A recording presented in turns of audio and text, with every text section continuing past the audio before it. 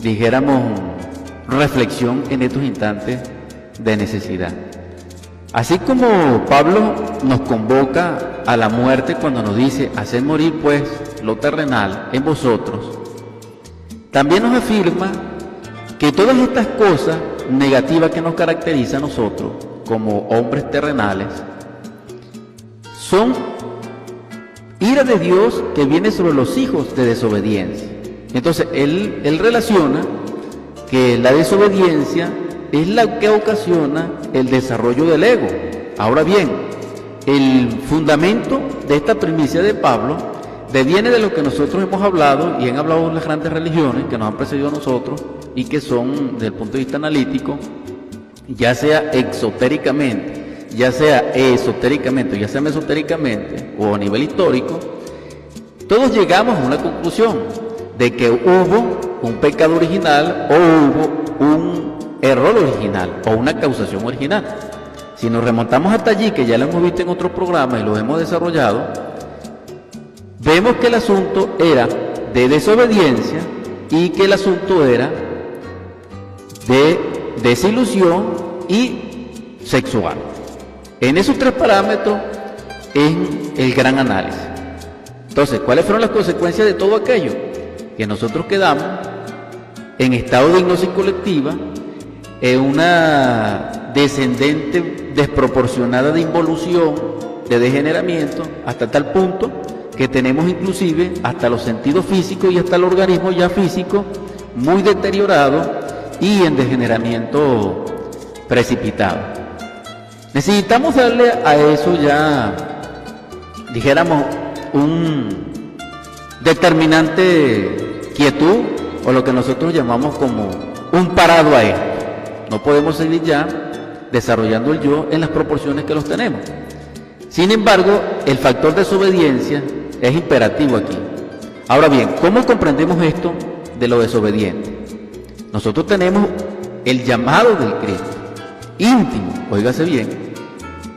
Él, a través de la esencia, la vía es esta. Él dimana el impulso profundo hacia nuestro espíritu.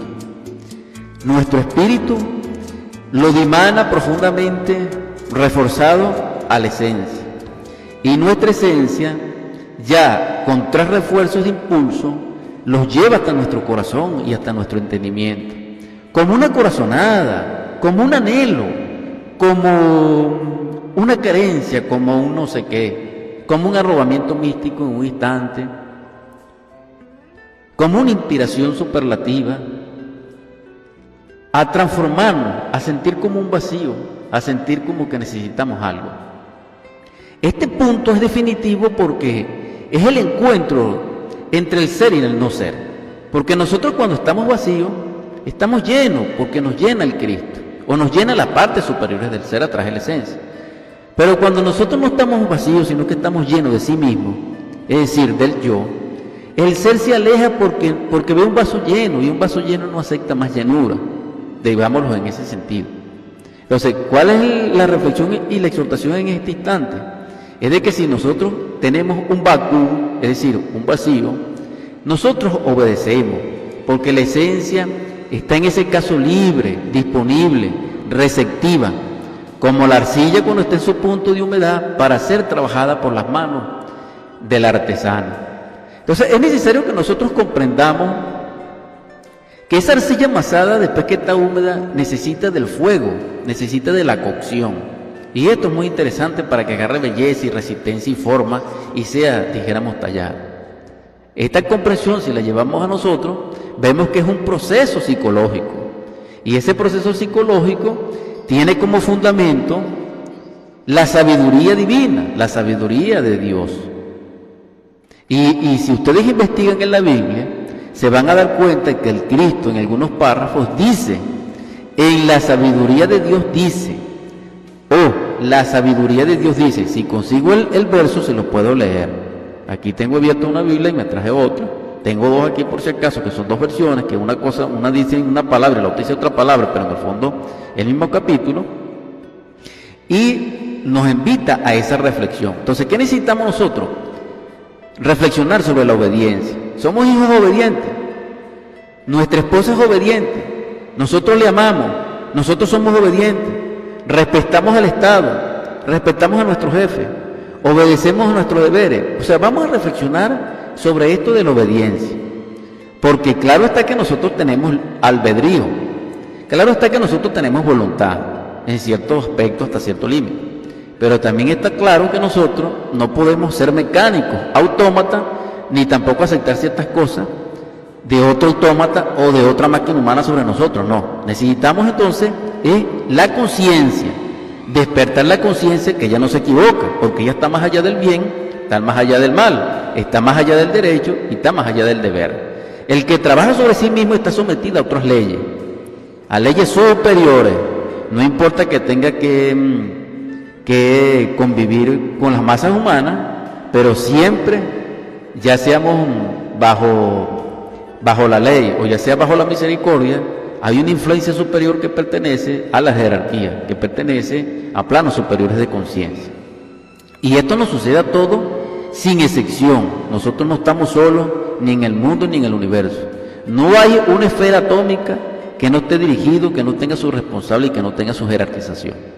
En todo caso, la exhortación es trabajar sobre la obediencia, trabajar sobre esa reflexión que dice Pedro en el llamado a que nosotros muramos como hombres terrenales, y en ese tema de que habla el Cristo, de la sabiduría de Dios dice. Esto es muy interesante porque él en ese momento estaba pasando por un proceso terrible, a tal punto que dijo, la sangre que derramaron, en ese mismo texto dice, la sangre que derramaron los santos, desde Abel hasta Zacarías, que murió entre el templo y la casa, debe pagarlo esta generación. En ese contexto es que está cuando él dice, repito nuevamente por enésima vez, y es la reflexión para la audiencia, la sabiduría de Dios dice. Esas palabras son muy interesantes. Estamos compartiendo con ustedes, la audiencia, y gracias infinitas por permitirme la dicha de estar aquí dirigiéndome a ustedes, compartiendo la enseñanza gnóstica, crística y evangélica de los principios fundamentales que nos llevan al despertar de la conciencia. Estamos estudiando la epístola a los Colosenses 3 de Pablo y reflexionamos sobre tanto el morir como la obediencia. Ahora bien, él también nos exhorta aquí a este punto. Él dice, y revestido del nuevo hombre, el cual, conforme a la imagen del que lo creó, se va renovando hasta el conocimiento pleno.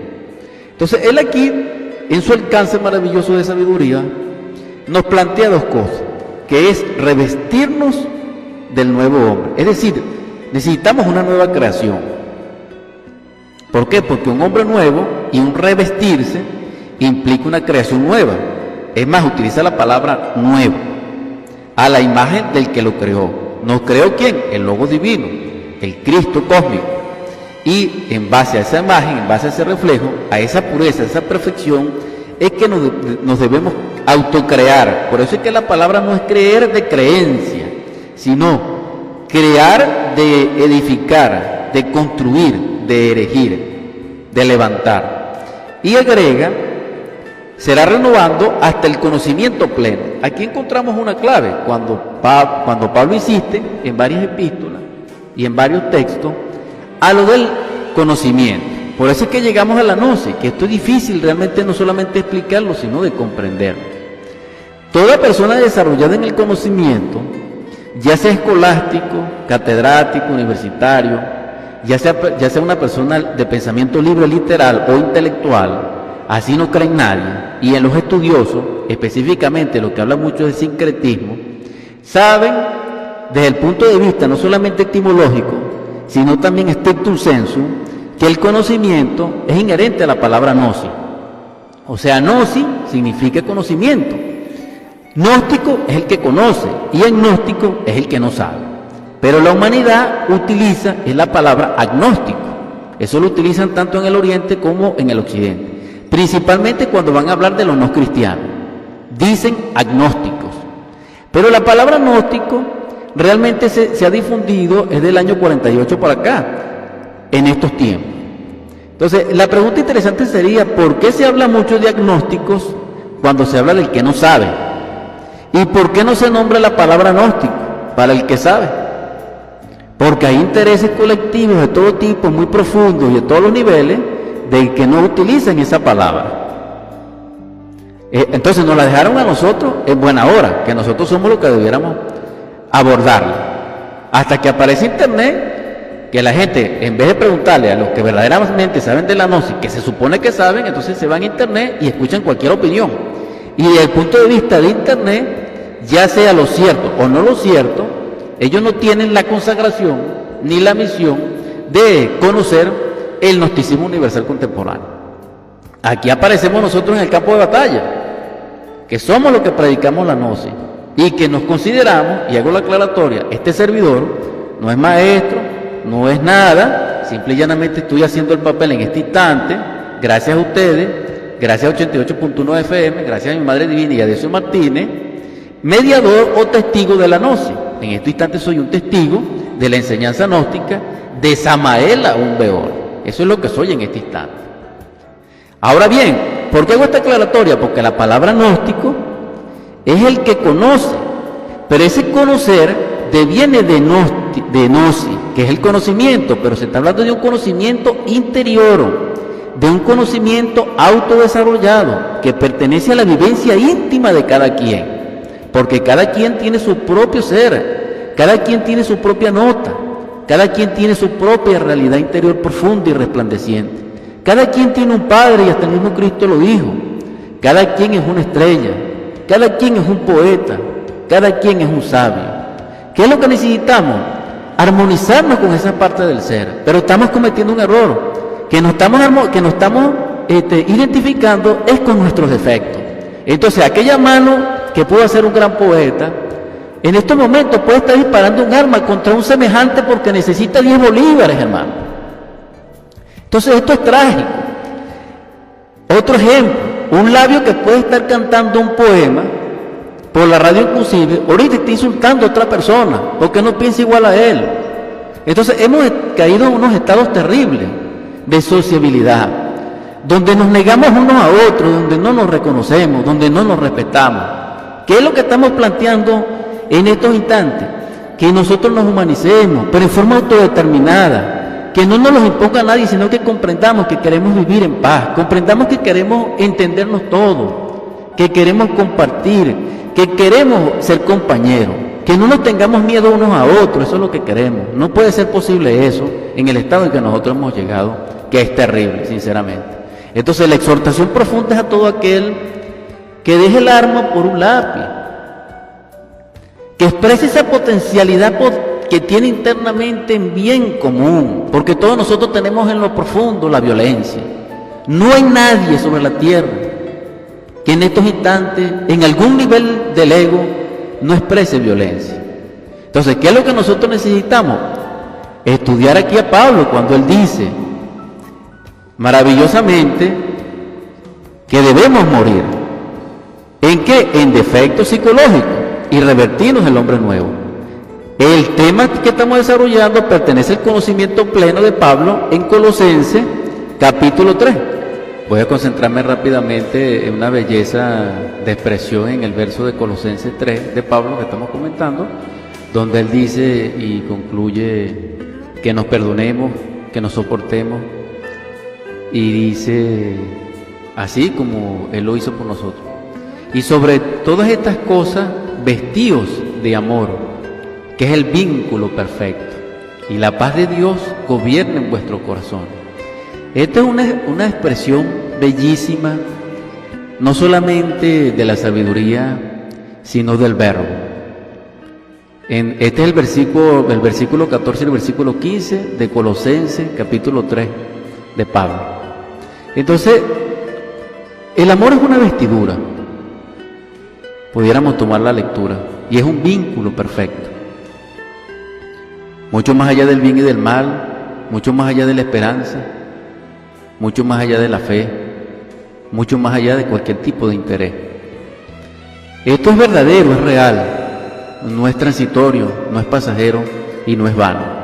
Esta es la propuesta que hacemos en estos instantes a ustedes, la audiencia, de que no solamente se vistan con los atavíos que tienen, así sean lino fino, no, ni esa ropa que nos compramos, que llamamos estrenos en diciembre, no, o para una fiesta, no. Vistámonos también de amor, como nos convoca y nos exhorta Pablo en el versículo 14 de Colosenses. Él aquí sintetiza el sendero, él aquí da la clave del poder y termina diciendo: y la paz de Dios gobierne en vuestros corazones. Entonces, si nosotros nos vinculamos a nosotros mismos en sustitución de la palabra, de la polémica, del interés y de lo social, por el verdadero vínculo, que es el amor, en su vestidura, entonces el vínculo es perfecto. Y en esa vinculación perfecta reinará la paz. Ahora bien, ¿qué necesitamos todos? En un nivel determinado, en un nivel preciso que debemos autodeterminar conscientemente, después de meditarlo, después de reflexionar sobre el estado en que nos encontramos: arrepentimiento. Cuando uno realmente se arrepiente, se abren todas las puertas que tuvieron cerradas del cielo y podemos ver las moradas del Creador. Pero mientras nosotros no toquemos esa puerta, estamos llenos de sí mismos, hermano. Y ese llenar de sí mismo es soberbia y es orgullo y es autosuficiencia. Y eso es horrible ante Dios, porque Dios requiere la nadidad para llenarla. Como Él es todo, Él necesita la nada, y la nada necesita del todo. Volvámonos nada y nos convertiremos en todo. Es una propuesta interesante que tiene mucho análisis profundo si vamos a llegar al punto, pero ya son las 9:53 de la mañana y vamos a terminar con la siguiente exhortación.